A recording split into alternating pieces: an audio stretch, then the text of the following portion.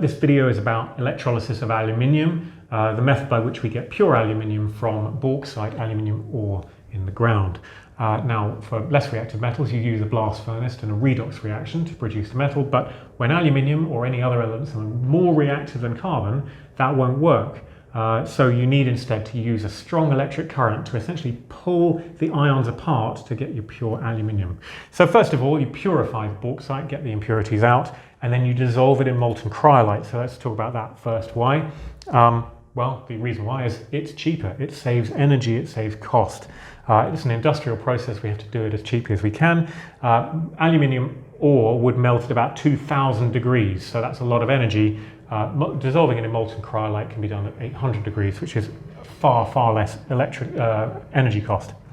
Now, it's in molten form, so the ions are free to move. At the cathode, which is coated in conductive graphite, it's supplying electrons. It's negatively charged, so the positive aluminium is attracted to that. And a pretty simple reaction takes place at the cathode.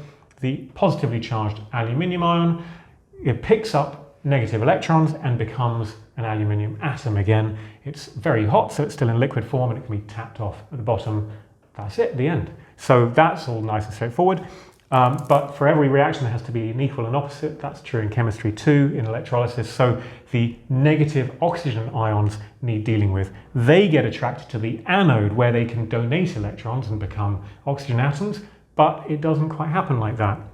As with most or many electrolysis experiments, there's a reaction that happens to that terminal. Now, the anode is made of carbon in the form of graphite, and the oxygen reacts with the carbon to produce carbon dioxide.